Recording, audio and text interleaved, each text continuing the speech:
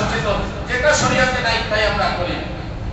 কিন্তু ঈদে মিলাদুন নবীর ব্যাপারে এসে যদি আমরা এখানে ধোঁকা খেয়ে যাই, যেটা মনে হয় একটাই, এটা আমাদের পালন করা দরকার না, এটাও শরীয়তে নেই। এটা রাসূল করেননি, এটা সাহাবায়ে কেরাম করে নাই, এটা তাবেঈনরা করে নাই। 600 বছর এসে কোন জেনারেল শিক্ষিত এটা আবিষ্কার করে নাই।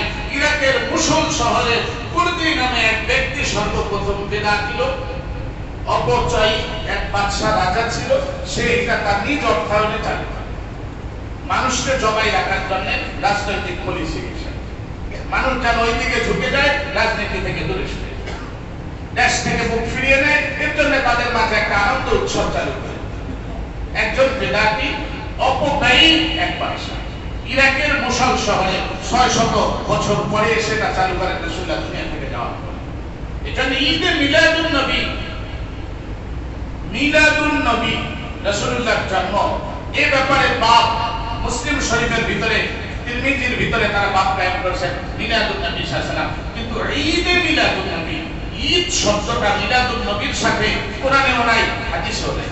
যারা পালন করে আপনি যদি বিনয়ের সাথে তাদেরকে বলেন যে হুজুর কোরআন বা হাদিসে ঈদে মিলাদুন নবী, ঈদ সহকারে, ঈদ ছাড়া না, ঈদে মিলাদুন নবী, মিলাদুন নবীর দিনে আমরা ঈদ পালন করব, ঈদে মিলাদুন নবী নামে কোনো শব্দ কোরআন হাদিস আছে কিনা যদি দেখাইতে পারে আমরাও পালন করব, সমস্যা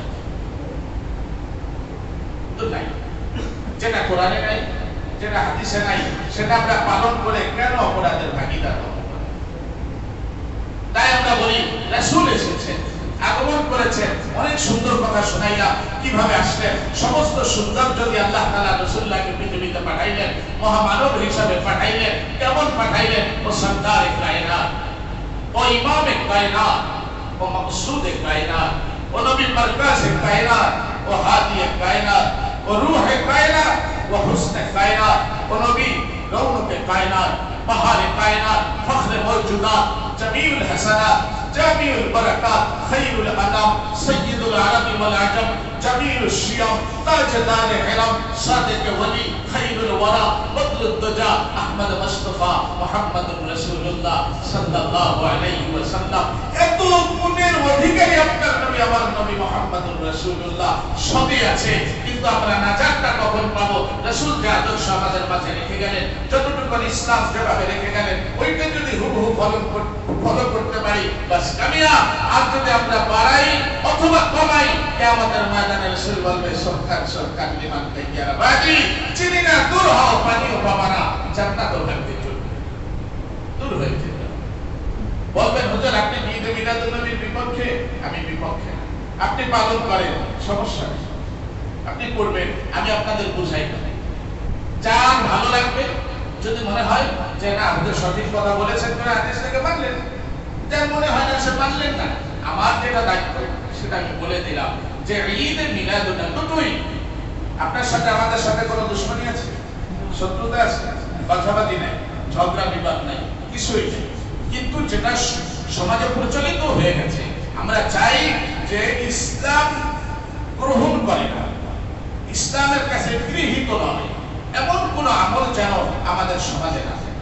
ধীরে ধীরে আমরা সহি আকায়েদের উপরে, সহি বিশ্বাসের উপরে, সহি ইসলামের উপরে, রাসূলুল্লাহর সহি আদর্শের উপরে যেন আমরা উঠে যাই। রাসূল যেভাবে আলোকিত হিসাবে এসেছেন, রাসূল যেভাবে দায়ী, যেভাবে মুবাল্লিগ, যেভাবে মুবাশশির হিসাবে আসছেন, আমাদের কাজ হলো এটা মানুষকে আপনি বুঝান, সুসংবাদ দেন, দাওয়াত দেন, দ্বীনের পথে নিয়ে আসে, মানুষকে নামাজ শেখান, সালাত শেখান। সারাদিন ঈদে মিলাদুন নবী, গত বছরে ঈদে মিলাদুন নবীর একটা অনুষ্ঠানে দেখলাম, সারাদিন কপালের উপরে 12 রবিউল আউয়াল ঈদে মিলাদুন নবীর একটা ব্যাস বেঁধে পত্রিকা একটা ছবি এসেছে।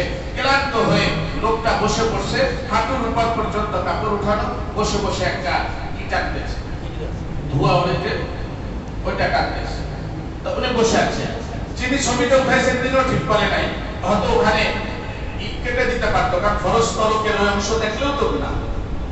এখন সে সারাদিন এটা পালন করে যদি দিনের শেষে তার এই অবস্থা হয়, তার ফরজ সালাত কোথায় গেল, জোহরের নামাজ কোথায় গেল, আসরের নামাজ কোথায় গেল?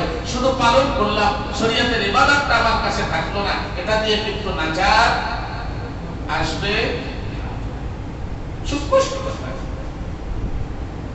এটা আসল রাসূলকে ভালোবাসি। মান আহাব্বা সুন্নতি